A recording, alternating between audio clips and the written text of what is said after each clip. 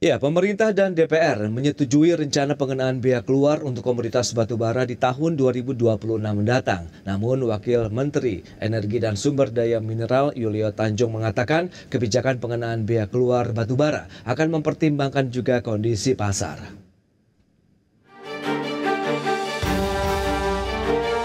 Pemerintah bersama Komisi 11 DPR RI menyepakati perluasan basis penerimaan negara melalui pengenaan bea keluar terhadap produk emas dan batu bara. Kebijakan ini menjadi bagian dari strategi optimalisasi penerimaan negara tahun 2026 yang dibahas dalam rapat kerja Komisi 11 DPR RI bersama kementerian dan lembaga mitra Komisi 11 baru-baru ini. Ekstensifikasi BKC antara lain melalui penambahan objek cukai baru berupa minuman berpemanis dalam kemasan atau MBDK dan perluasan basis penerimaan bea keluar diantaranya terhadap produk emas dan produk batubara di mana pengaturan teknisnya mengacu pada peraturan Kementerian ESDM. Wakil Ketua Komisi 11 DPR RI Fauzi Amro menjelaskan, untuk besaran tarif bea keluar nantinya akan diusulkan oleh Kementerian Energi dan Sumber Daya Mineral kepada Kementerian Keuangan untuk diterbitkan dalam bentuk peraturan Menteri Keuangan. Secara terpisah, Wakil Menteri SDM Yulio Tanjung mengatakan, pengenaan bea keluar khususnya untuk batubara perlu memperhatikan kondisi pasar. Menurutnya, bila kebijakan ini diterapkan saat permintaan pasar melemah, industri batubara dalam negeri bisa tertekan. Karena itu, Yulio mengatakan pihaknya akan terlebih dahulu duduk bersama dengan Kementerian Keuangan untuk membahas wacana pengenaan bea keluar batubara dan emas. Dari Jakarta, Tim Liputan IDX News.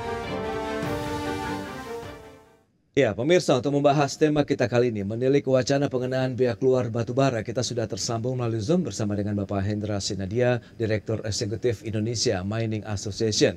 Dan kemudian juga ada Pak Rizal Kasli, beliau adalah Ketua Badan Kejuruan Pertambangan Persatuan Insinyur Indonesia.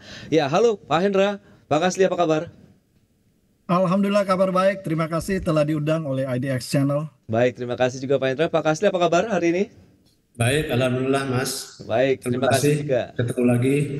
Baik, terima kasih. Dan Pak Hendra, mungkin sebelum membahas lebih jauh, kita akan review bagaimana sih kondisi ataupun update yang bisa Anda sampaikan kepada pemirsa IDX terkait dengan sektor pertambangan batubara di Indonesia saat ini. Seperti apa Pak di semester 2 2025?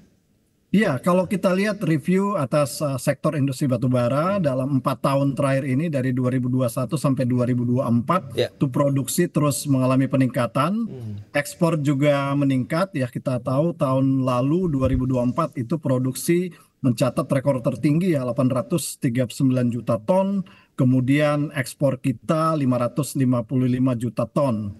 Diproyeksikan oleh pemerintah di tahun 2025 ini produksi akan menurun ya, karena memang kondisi global sudah oversupply sejak 2 tahun yang lalu, jadi perkirakan 739 juta ton, kemudian ekspor kita 500 juta ton. Nah, dari sisi pelaku usaha sendiri tentu saja tahun 2025 ini tahun yang sangat menantang ya, karena tren harganya menurun ya, tren harga batubara menurun, kemudian biaya operasional meningkat. Nah, peningkatan biaya operasional ini banyak hal ya, tentu saja dengan overburden ya, stripping ratio meningkat, juga jarak angkutnya juga meningkat, otomatis beban biaya juga meningkat, dan di tahun ini juga beberapa kebijakan dari pemerintah juga menambah beban biaya perusahaan. Kita lihat penerapan PPN, kemudian ada juga penerapan kewajiban penggunaan biodiesel atau B40, ini jelas menambah beban biaya. Kemudian juga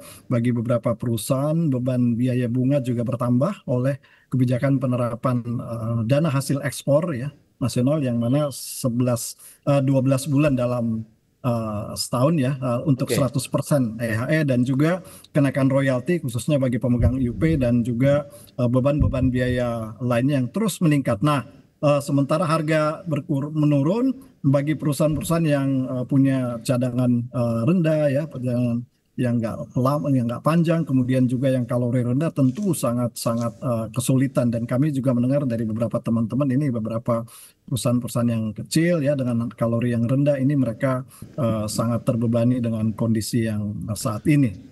Oke, berarti tekanan tidak hanya dari global tapi dari dalam negeri juga sepertinya nih Pak Hendra. Ya betul, akibat kenaikan dari tarif royalti, juga Oke. kebijakan regulasi pemerintah untuk Ya, meningkatkan penerimaan negara tentu berdampak. tapi tren penurunan harga globalnya sendiri apa yang menjadi triggernya nih Pak?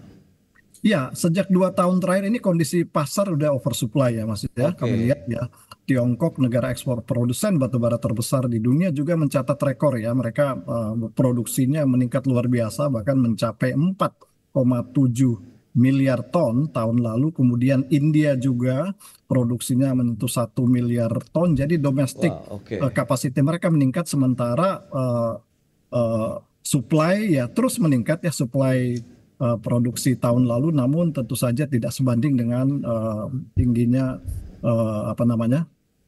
permintaan ya, tidak sebanding dengan supply sehingga harga tertekan. Nah, ini yang menjadi kondisi saat ini yang dialami oleh para penambang. Baik, oversupply di kondisi global, kemudian dalam negeri ada PPN, biodiesel, kemudian juga ada DHE. Nah, Pak Rizal, Anda melihat bagaimana sebenarnya kalau kita cermati bersama begitu kebijakan-kebijakan di sektor pertambangan yang sudah ditelurkan oleh pemerintah begitu dengan kondisi real yang tadi sudah disampaikan oleh Pak Hendra, ini bagaimana dari kacamata Anda, Pak Rizal? Ya, kalau menurut kami bahwa memang kalau kita melihat saat ini itu pemerintah lagi membutuhkan dana yang besar untuk menjalankan program-program yang sudah direncanakan. Oke. Nah, salah satu sumber dana yang bisa diharapkan adalah dari sektor mineral dan batu bara atau dari Kementerian SDM, karena memang besar kapasitas ekspornya masih cukup lumayan. Nah, tetapi hal ini juga harus disikapi bahwa tidak serta-merta bahwa pemerintah bisa langsung mengambil kebijakan, misalnya seperti untuk memberlakukan biaya keluar, karena seperti yang dijelaskan Pak Hendra tadi, bahwa memang saat ini kondisinya belum memungkinkan, di mana harga turun, kemudian ekspor juga menurun di tengah gejolak geopolitik global saat ini. Nah, ini yang harus diperhatikan, dan memang sebaiknya pemerintah mengajak diskusi terlebih dahulu dengan pelaku usaha.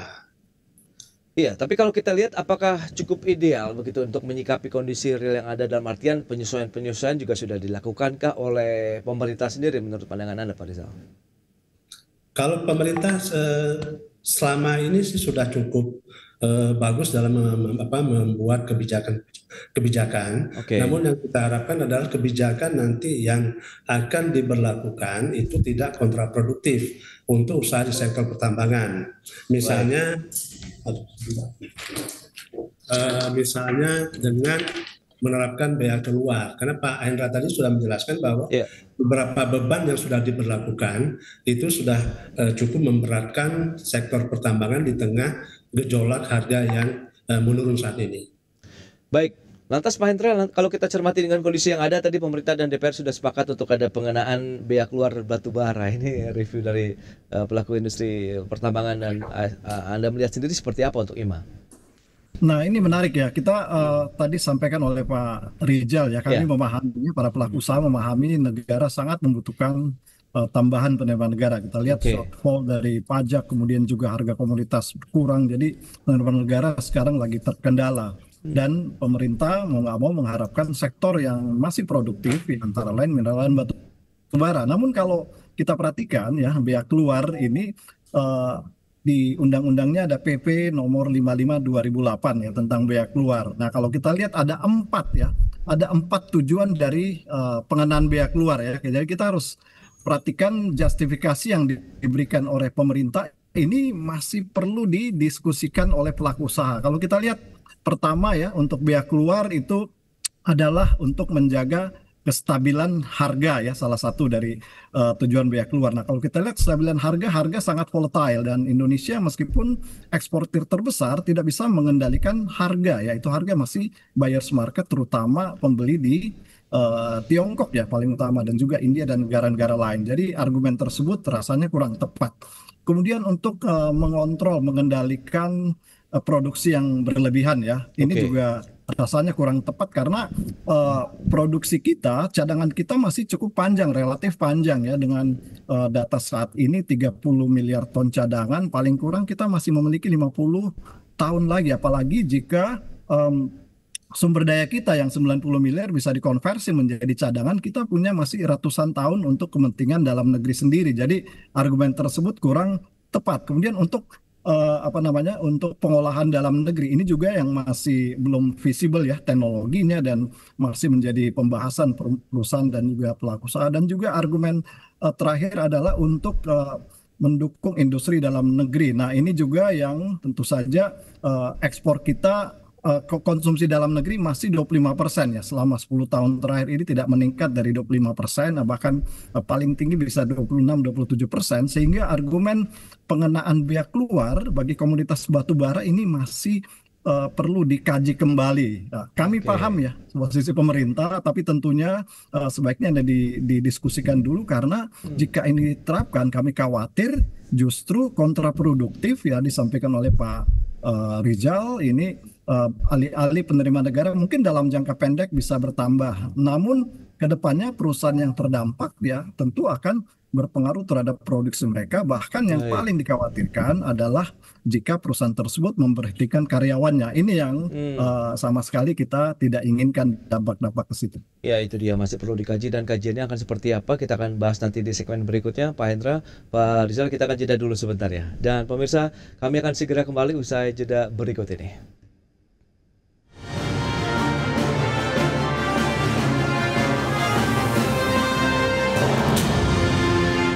Ya, Anda masih menyaksikan Market Review, pemirsa, dan berikut ini kembali kami sampaikan data untuk Anda terkait dengan volume ekspor batu bara Indonesia. Kita akan cermati trennya seperti apa, seperti yang bisa Anda saksikan juga di layar televisi Anda.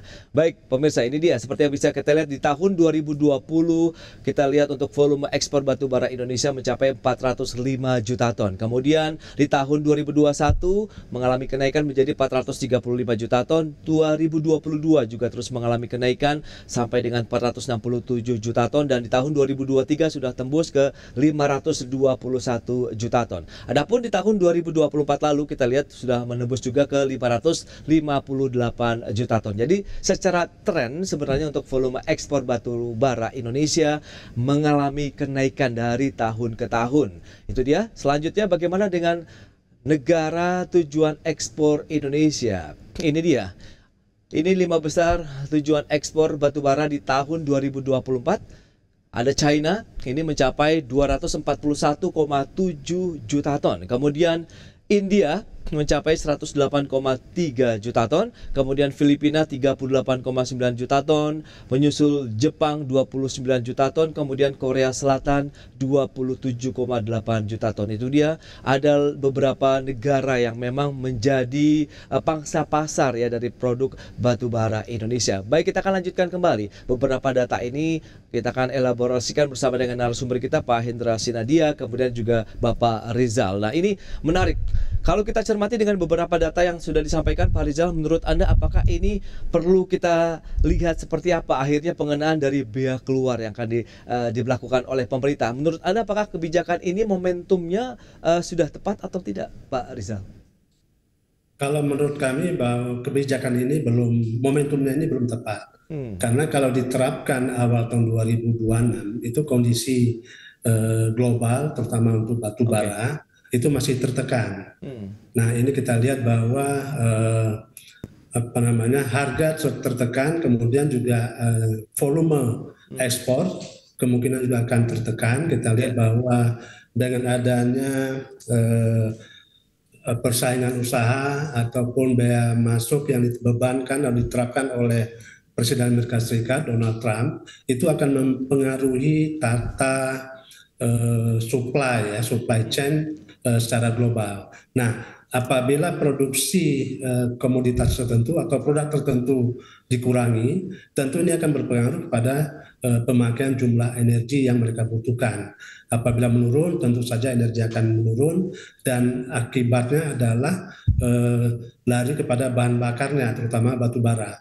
Nah, jadi menurut kami wacana ini atau ide ini perlu dikaji lebih komprehensif dengan melibatkan berbagai stakeholder sehingga kebijakan yang akan diambil ini nanti juga akan bermanfaat bagi negara kita, terutama dalam hal pertumbuhan ekonomi. Karena seperti yang sudah dijelaskan tadi bahwa tambang ini itu bukan hanya stakeholdernya bukan hanya pemerintah, pengusaha, juga ada masyarakat dan tenaga kerja ya. Ini yang kita khawatirkan apabila ini kontraproduktif terhadap badan usaha pertambangan, terutama batubara, ini nanti dikhawatirkan akan terjadi penurunan ekonomi secara regional, kemudian kita khawatir juga bahwa nanti akan terjadi shutdown ya daripada operasi tambang tersebut. Yang akibatnya adalah pengurangan daripada tenaga kerja yang dibutuhkan.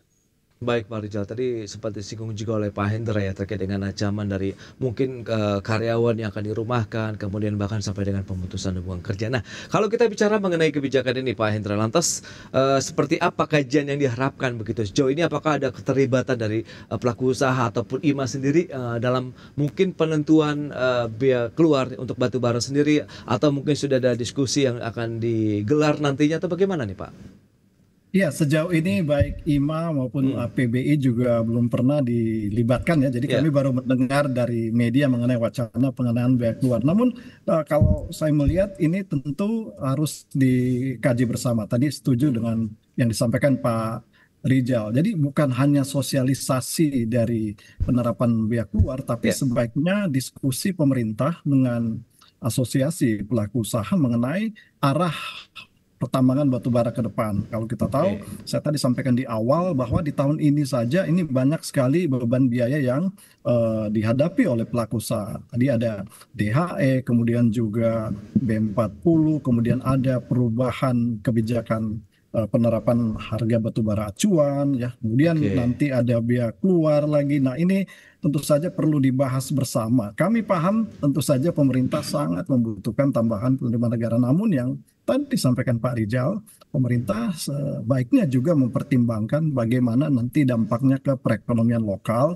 ke masyarakat. Apalagi dengan beban yang bertambah, tentu saja investasi akan semakin tertekan. Padahal perekonomian kita ini sangat membutuhkan investasi, ekspansi usaha bagi perusahaan ya, dan dengan hambatan yang makin banyak, harga trennya makin berkurang, tentu saja investasi akan terhambat dan dikhawatirkan nantinya bisa berakibat adanya penutupan dari beberapa tambang-tambang yang akan merugikan kita semua. Jadi alih-alih dapat mendapatkan tambahan penerimaan negara ya, tentu dampaknya mungkin bisa akan meluas kemana-mana. Sementara sektor pertambangan ini kan sektor andalan ya, yang tentu harus dipelihara. Kami paham ya, Kementerian Keuangan sebagai pengambil kebijakan untuk sektor keuangan sudah memahami ya bagaimana untuk kebijakan itu bisa membangun atau membina industri agar nantinya bisa terus bertumbuh. Namun kami harapkan ada diskusi, dialog dengan pemerintah secara lebih komprehensif. Ya, dan sudah disampaikan Kementerian SDM begitu juga menyebutkan pengenaan dari biaya keluar batubara masih akan tetap mempertimbangkan kondisi pasar nih Pak Hendra. Seperti yang sudah Anda sampaikan tadi, dengan kondisi pasar yang terjadi tekanan dari sisi volumenya juga sudah disampaikan begitu mengalami penurunan. Kemudian dari sisi ekspornya sendiri kan kalau dilihat tadi sebenarnya trennya naik terus ya Pak Hendra dari tahun 2021 sampai dengan 2024. Nah, apakah ini yang akhirnya mungkin bisa dimanfaatkan juga untuk bisa meningkatkan penerimaan negara di sana begitu Pak Hendra? Sementara Anda katakan juga masih ada tantangan dari kondisi global dan domestik Pak Hendra. Ya, sayangnya saat ini tren harga sedang turun ya, tren harga turun dan kita kurang tahu sampai kapan ya, karena kondisi pasar masih oversupply. India, Tiongkok masih meningkatkan ini, dan tentu saja sebaiknya bukan hanya kondisi pasar yang perlu diperhatikan oleh pemerintah, tapi kemampuan pelaku usaha ya untuk dapat mengantisipasi biaya keluar ini. By the way, ini wacana biaya keluar bukan hal yang baru. Seingat saya pernah di 2015-2016 yang lalu dengan Kementerian Keuangan pernah diwacanakan, tapi dengan beberapa argumen yang kami sampaikan tadi yang di PP 55 2008 akhirnya wacana itu ditangguhkan. Baik. Nah, Pak Rizal, apakah ini kalau kita kaitkan dengan adanya, kita tahu kebijakan baru ya, royalti batubara, Anda melihatnya bagaimana? Apakah memang ini juga nanti ya akan lah memang ada penerimaan negara, tapi dari sisi pelaku usaha atau industri pertambangan batubaranya sendiri dari Pak Rizal seperti apa nih? Ya, kita melihat bahwa Indonesia ini bukan satu-satunya negara yang dominan ya, yang menguasai eh, industri mineral dan batu bara, terutama batu bara. Nah, batu bara kita ini hanya nomor 7 dari segi cadangan. Kemudian kita memang ekspornya nomor 3 terbesar di dunia karena pemakaian dalam negeri kita kurang banyak dibandingkan seperti Cina dan India ya. Mereka malah Cina itu menggunakan batu bara hampir 5 miliar ton. Sehingga dia membutuhkan impor support dari impor batubara luar negeri. Nah, untuk bea pajak-pajak ataupun royalti yang diberlakukan, nah saya ambil contoh seperti royalti, memang Indonesia ini sudah cukup agresif ya. Artinya untuk yang IUPK itu royaltinya berkisar antara 15-28%. Ini cukup besar kalau kita bandingkan dengan negara-negara lain. Nah, memang ada alasan pemerintah kenapa harus menerapkan royalti sebesar itu. Nah, kemudian dari segi penerapan pajak-pajak dan PNBP yang lain, juga kita harus melihat bagaimana kita supaya bisa berkompetitif dengan negara-negara lain. Kalau tidak, nanti kita akan kalah dalam hal bidding harga ya kepada pemakai batubara kita, terutama Cina, karena masih banyak negara seperti Australia, Amerika Serikat sendiri, kemudian Rusia, Kolombia itu yang juga menyerang pasar yang sama ke Cina dan India. Nah, ini pemerintah harus melihat, karena jangan sampai kita enggak kompetitif sehingga batubara dari negara lain itu akan masuk ke Cina dan India, yang kita tahu bahwa Cina dan India ini adalah pemakai batubara terbesar dari Indonesia.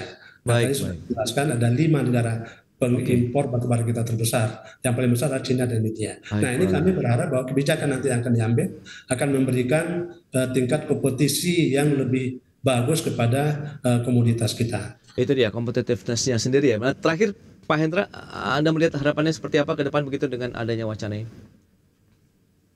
Iya, kita harapkan pemerintah duduk bersama dengan pelaku usaha untuk membahas ke depannya ya bagaimana sektor pertambangan batubara bisa berkontribusi ya terhadap negara, bukan hanya penerimaan negara tapi kesempatan kerja, pembangunan daerah dan lain-lain. Dan tadi disampaikan Pak Rizal, memang pasar batubara sangat kompetitif, apalagi Rusia, Australia, hubungan Australia dan Tiongkok sudah mulai normal ya. Nah, ini tentu saja bisa mempengaruhi, bahkan sudah terpengaruh ya pasar kita ke Tiongkok. Apalagi kita lihat dalam Januari sampai Mei ini ekspor kita ke Tiongkok juga turun lebih dari 12 juta atau 15 juta ton ya. Ini yang dibandingkan dengan tahun sebelumnya. Ini kondisi ini yang perlu menjadi perhatian bersama. Baik, itu dia beberapa poin yang mungkin perlu dicermati bersama sehingga nanti ada win-win solution ya Pak Hendra, kemudian Pak Rizal ya, terkait dengan apapun yang akan dikeluarkan oleh pemerintah dari sisi kebijakan untuk sektor pertambangan khususnya batubara di Indonesia. Baik, saya sekali waktu terbatas Pak Rizal,